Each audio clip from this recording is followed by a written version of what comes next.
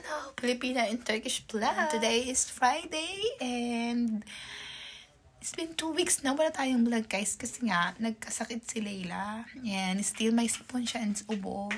Yung kanya pala is ubo at sipon lang pero hindi siya nagkakalagnat. And sumabay lang din yung molar teeth niya kasi 4 yung tumutubo kaya sobra sigurong hirap sa kanya yun. Kaya naman si Inday ay nagkaroon na din ng sakit. Ngayon naman yung boses ko, wala akong boses. Pero mas okay na ako ngayon. Medyo may lumalabas ng boses. Unlike nung 3 days ago pa. Yung 3 days guys. Unlike 3 days ago guys, my voice is totally gone. And ngayon meron na tayong maliit na boses. Kunting-kunting boses. And ang itsura ko, wala tayong ligo. Maliligo ako mamaya-maya pag si Layla ay nakatulog. Kasi guys, pupunta pala kami today sa Yalova. Dun sa apartment ng brother-in-law ko. Dahil yung brother-in-law ko is maybe mga ano na lang, 1 month later, pupunta na siya ng Romania. So, ayun yung anak ko. Nakikialam na yan. So, pupunta siya ng Romania guys. Kaya, parang nagpe-prepare sila doon. Di ba kalilipat lang nila ng Yalova, but nagkaroon siya ng offer sa Romania. So, in-accept niya na yung Romania. Anyways, I'm getting better, getting well. I hope soon. I hope tomorrow okay na tayo yung boses natin. Medyo umuubo pa ako, kunti-kunti. Pero, mas madalas yung ubo ko sa gabi. So, uso naman yan guys, especially kapag nag-change yung weather, ay talagang ako ay isa sa natamaan ng virus na ito. And this virus guys is, hindi siya ganung madali, di ba? Last na nagkaubo at sipon si Layla, parang 3 days lang siya magaling na. Pero this time ay inabot siya ng 2 weeks na may ubo sipon siya. Pero ngayon okay na siya, hopefully ay maging well na talaga siya. Pero ngayon, naglalaro na yan, tapos medyo kumakain-kain na siya. Parang namimili na lang siya ng kakainin niya. More on soup ang gusto niya kasi. Ayaw niya yung mga sweets. Basta ang gusto niya yung mga medyo salty. Salty taste siya, guys. Anyways, guys, ayun lang yung ganap sa mga nagtatanong bakit wala akong vlog. Ayun po yung reason. Nagkasakit kami. And si Mr. ngayon nag-start na siyang nag-uubo-ubo. Kaya sabi ko, agahan niya na. And then, after na gumaling kami guys, magpapa-flow vaccine kami para hindi tayo matamaan ng mga ganyang flow.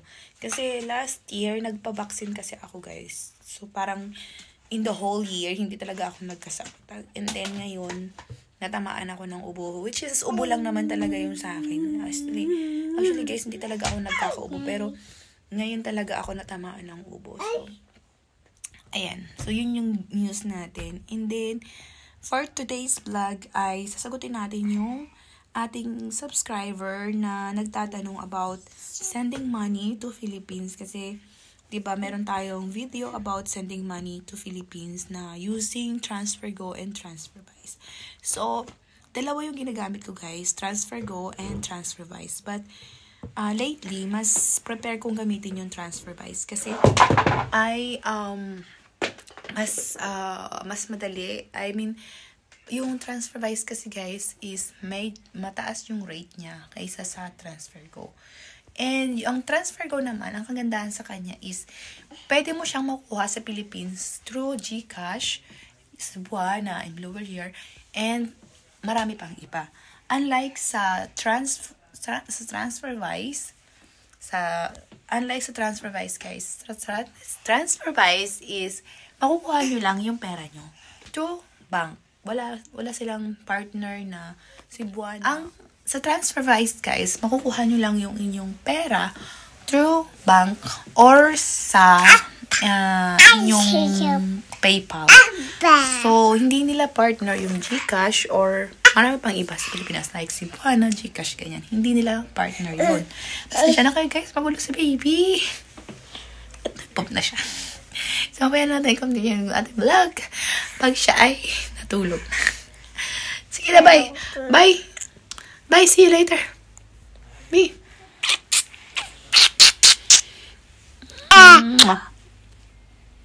Hello!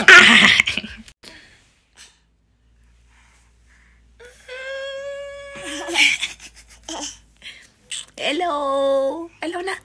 Hello!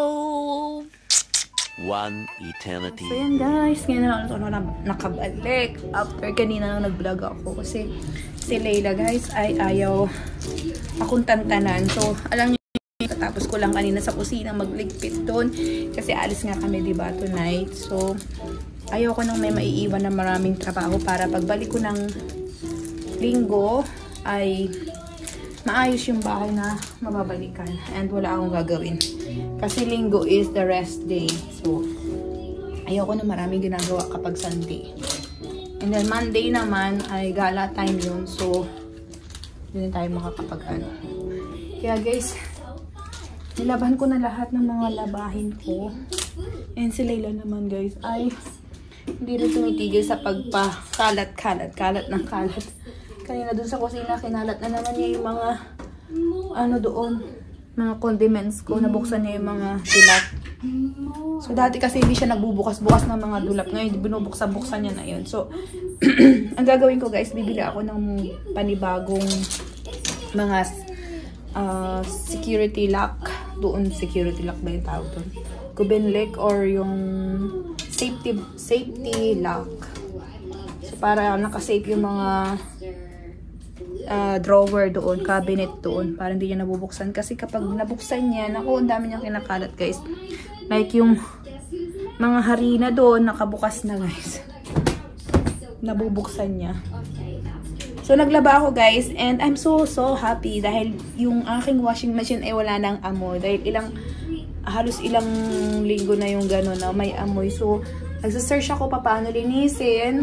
Nagtatry naman akong linisin, nilinis ko na lahat. Still, may amoy pa rin. So, tinanong ko kay Madam Desi Beauty yung kung paano maglinis ng washing machine. Kasi siya yung expert dyan. Marami siyang alam. So, I'm so happy kasi natanggal yung amoy ng washing machine ko. Kaya tuloy, nasipag akong maglaba ngayon. Kasi ng mga lately, ayaw ko maglaba dahil maamoy nga yung washing machine. And kapag iniwan kong bukas yung washing machine, ay talaga namang pag pumasok ka doon sa banyo, ay maamoy mo talaga yung amoy nung washing machine. So, wala lang, na-share ko lang sa inyo guys na I'm so happy kasi nawala yung amoy ng washing machine. And ang sekreto pala dun is white vinegar. Yun yung babango na ng mga nilabhan ko kahit wala siyang yung conditioner. Nababango na siya kasi white vinegar lang yung nagamit. Bumili ako ng 2 liters na vinegar kahapon para linisin nga yung washing machine namin. Ayun guys, so anyways, i-continue natin yung ating vlog about sending money to Philippines. So yun yung question sa atin nung kasister natin, kababayan natin, na yung jowa daw niya ay may plan na mag-send ng pera. Saan daw niya pwedeng makuha? If ever, pwede daw ba sa Cebuana? So guys, so sa UC, nagtanong nito, kung ang gagamitin ng jowa mo is TransferGo, TransferWise. Ang TransferWise nga, sinabi ko kanina na true bank to bank lang siya. Hindi mo makukuha yan sa GCash or what. Pero kung TransferGo ang gagamitan ng jowa mo, pwede mo yung makuha sa GCash mo. Kaya, kasi kung hindi dito taga Istanbul or hindi dun sa mga sa mga maraming foreigner na place dito sa Istanbul ang yung jowa nakatira, is mahirapan siya mag-send ng pera sa'yo. Kasi, ang alam ko sa mga probinsya, walang sendan ng pera. Pero, sa mga PTT, sa mga post office dito, meron silang Western Union. Kaya lang sa Western Union, napakalaki ng charge pag send ng pera. And then, saan mo makukuha is sa Western Union din, dyan sa Pilipinas mo makukuha yung pera. Ayun guys, so, nasagot ko lang yung katanungan sa atin ng ating subscriber para naman malinawan na siya kasi how many days na tong question na to, hindi ko siya nasasagot. Parang pa yan, nag-message siya sa akin sa YouTube, then sa IG ko, and then sa Facebook ko. So, hindi ko pa siya nasasagot. Kaya ngayon, nasagot ko na.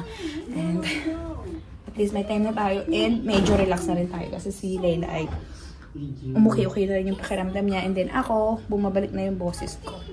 Ayan, guys. So, I see you in the next vlog. And I hope, hopefully, makapag-vlog tayo in the next day. Kung kakayanin. Kasi, busy-busyhan tayo today dahil pupunta kami doon sa bahay ng mga biyanan ko. See you guys later. See you guys in the next vlog. Bye-bye.